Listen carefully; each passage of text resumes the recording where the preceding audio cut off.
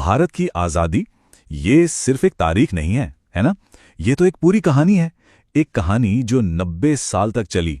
तो चलिए इस लंबे और मुश्किल सफ़र को 1857 की पहली चिंगारी से लेकर 1947 में मिली आज़ादी तक आज साथ मिलकर समझते हैं।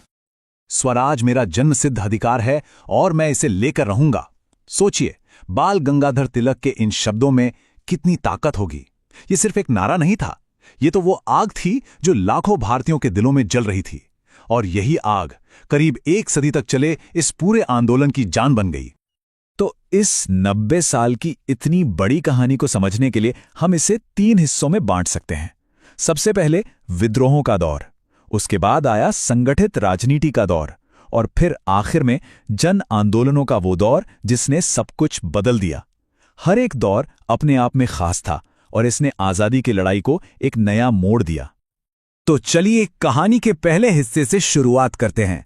वो दौर जब विद्रोह की पहली चिंगारी भड़की, एक ऐसी चिंगारी जिसने भारत के इतिहास का रुख ही मोड़ दिया। बात है 1857 की। मेरठ में सिपाहियों ने एक चिंगारी सुलगाई और देखते ही देखते वो पूरे उत्तर भारत में आग की तरह फैल गई। मंगल पांडे, रानी लक्ष्मीबाई, तात्या तोपे, ये वो नाम हैं जिन्होंने इस विद्रोह को लीड किया और ये बन गया भारत का पहला स्वतंत्रता संग्राम। हाँ, ये बात सच है कि अंग्रेजों ने इसे दबा दिया, पर इसका असर बहुत गहरा हुआ। सबसे बड़ा असर, ईस्ट इंडिया कंपनी का राज खत्म और भारत अब सीधे ब्रिटिश क्राउन के कंट्रोल में आ गया था। तो देखिए, अंग्रेजों ने अपनी फौजी ताकत से विद्रोह को तो कुचल दिया, पर वो सपने को नहीं मिटा पाए जो अब जन्म ले चुका था। और वो सपना था एक आजाद भारत का। शायद पहली बार पूरे देश में एक राष्ट्रीय पहचान की भावना, एक होने की भावना फैलने लगी थी। इस विद्रोह की नाकामी ने एक बात तो साफ कर दी थी कि सिर्फ जुनून से काम नहीं चलेगा, उसे एक सही प्लेटफॉर्म, एक संगठन की जरूरत है। और बस यहीं से शुरू होता है हमारी कहानी का दूसरा दौर। और वो प्लेटफॉर्म बना 1885 में इंडियन नेशनल कांग्रेस के रूप में। इसका सीधा सा मकसद था भारतीयों को एक पॉलिटिकल आवाज देना। और मजे की बात देखिए, ये शुरुआत से ही कितनी इंक्लूसिव थी। इसके पहले मुस्लिम प्रेसिडेंट बने, यहां तक कि एक इंग्लिश प्रेसिडेंट भी चुने गए। लेकिन जैसा अक्सर होता है, जल्द ही कांग्रेस के अंदर ही दो सोच पैदा हो गईं, दो अलग अलग रास्ते। एक तरफ थे नरम दल वाले जो मानते थे कि ठीक है, अंग्रेजों से बात करते हैं, अर्जियां देते हैं, सुधारों की मांग करते हैं। और दूसरी तरफ थे गरम दल वाले। उनका साफ कहना था, भाई आजादी मांगने से नहीं मिलेगी, इसके लिए तो बहिष्कार करना होगा, आत्मनिर्भर बनना होगा। और ये जो दौर था ना, इसमें पॉलिटिकली बहुत कुछ हो रहा था, एक के बाद एक बड़ी घटनाएं। जैसे 1905 में बंगाल का बंटवारा हुआ तो उसके जवाब में स्वदेशी आंदोलन शुरू हो गया। लोगों ने विदेशी सामानों का बहिष्कार किया। फिर 1906 में मुस्लिम लीग बनी और 1916 में तो एक दिलचस्प चीज हुई, लखनऊ पैक्ट। इसमें कांग्रेस और मुस्लिम लीग दोनों में कुछ वक्त के लिए हाथ मिलाया और मिलकर अंग्रेजों से अपनी मांगें रखीं। और अब हम कहानी के आखिरी और सबसे अहम दौर में आ पहुंचे हैं। वो दौर जिसमें एक नए लीडर की एंट्री होती है और साथ ही आता है विरोध का एक बिल्कुल नया तरीका।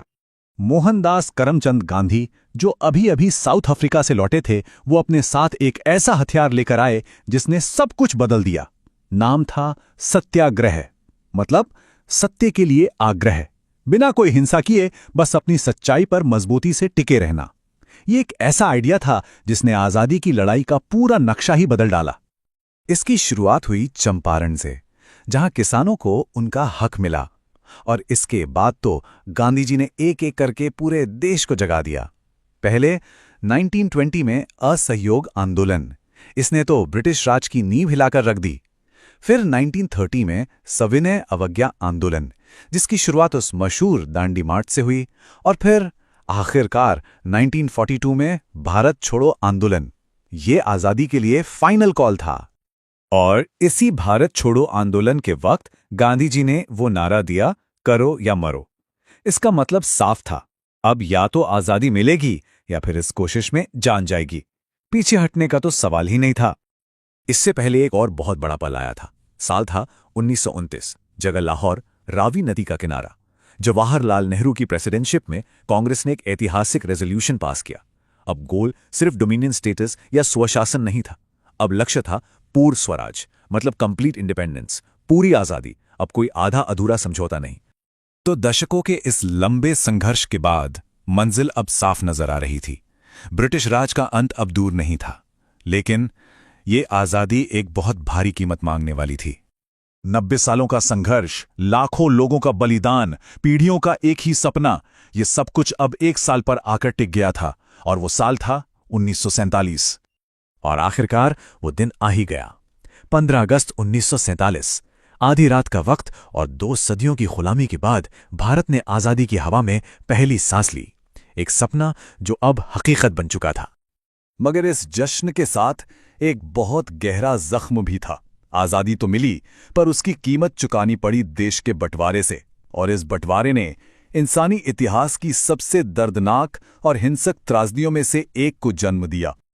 वो आखिरी प्लान, जिसे माउंटबेटन प्लान कहते हैं, उसी ने ये तय किया था आजादी के साथ साथ बंटवारा भी होगा। बस एक लकीर खींच दी गई, जिसने न सिर्फ जमीन बल्कि सदियों से साथ रह रहे लोगों और उनके दिलों को भी बांट दिया। इसी से भारत और पाकिस्तान बने, और लाखों लोग रातों रात अपने ही घर में बेघर हो गए। तो ये था 90 साल का वो लंबा सफर। एक विद्रोह से शुरू हुआ और एक नए राष्ट्र के जन्म पर खत्म हुआ। लेकिन ये कहानी यहां खत्म नहीं होती। ये अपने पीछे एक बहुत जरूरी सवाल छोड़ जाती है। सवाल ये कि जिन लोगों ने इस आजादी के लिए अपनी जान दे दी, क्या हम उनके सपनों का भारत बना पाए हैं? और इस सवाल का जवाब शायद आज भी हम सब मिलकर लिख रहे हैं।